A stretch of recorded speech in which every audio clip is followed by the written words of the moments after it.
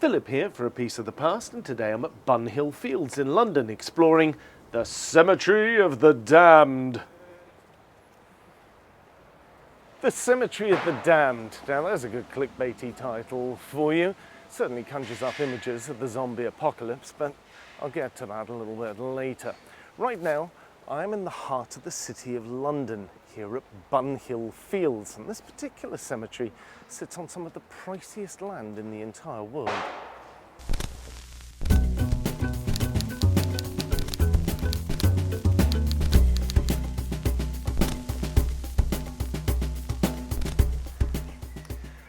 To modern ears, the name Bunhill Fields certainly conjures up an image of fluffy pink bunnies running through wide open fields. Well, there are no fluffy pink bunnies here, and there are no wide open fields either, but there is certainly a little bit of outdoor space right in the heart of the city, and it's somewhere that city workers come and grab their sandwiches over lunchtime. However, there are no pink fluffy bunnies here, and that wasn't the original name of the site.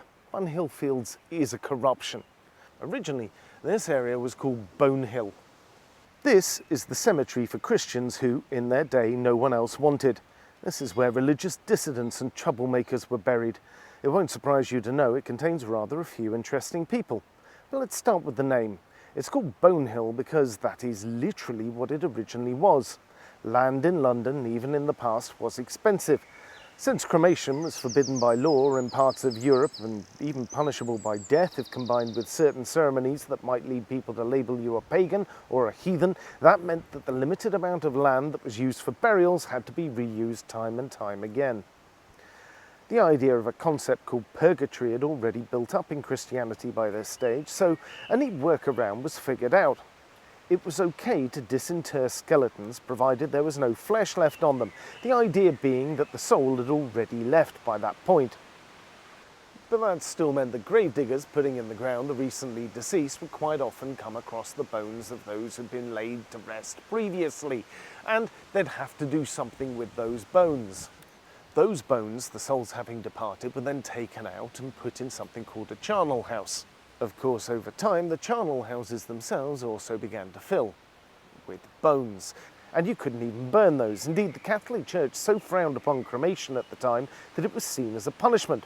For example, when the body of John Wycliffe was exhumed years after his death and burned to ashes, with the ashes thrown in a river, explicitly it was done so as a posthumous punishment for his denial of the doctrine of transubstantiation, the literal turning of wine and bread into the body and blood of Christ during the act of communion.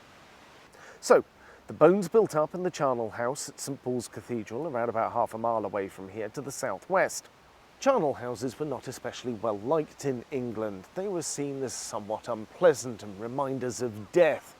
Indeed, after the English Church split away from the Catholic Church, they also came to be seen as a little bit too popey as well. So what to do? Well, the bones from St Paul's were all brought here, hence the name Bunhill. But Bunhill has to be a little bit of hyperbole, right? There couldn't literally have been so many bones that it caused a hill to be on the location. Well, we actually have some kind of knowledge of how big this site was at the time. You see, the Hill of Bones was so large that when it was covered with grass, the locals built 3 windmills on top of it. Now, I'm not saying that those windmills had particularly strong foundational support, and indeed they're no longer here, but the site was large enough and high enough above the ground in a relatively flat place, because London is relatively low-lying, that they built 3 windmills on top of it, and there was enough space around the windmills that they could still continue to bury more bodies.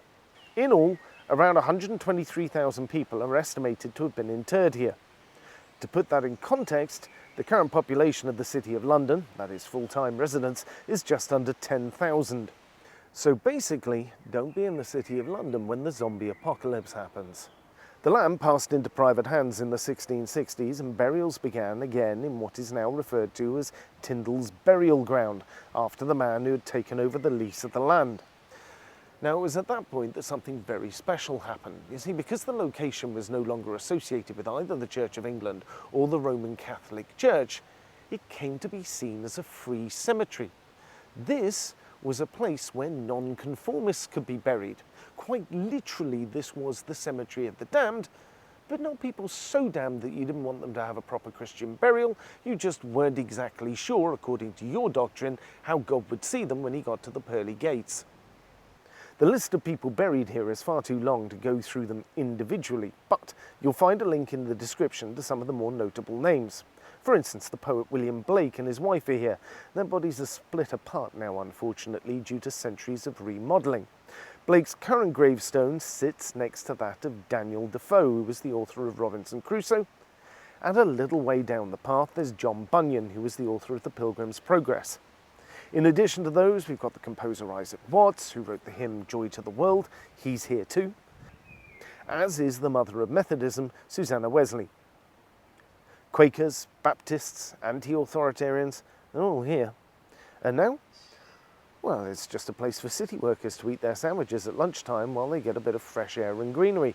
And, of course, also ground zero when the damned rise from their graves. Bunhill Fields, a remarkable little piece of the past.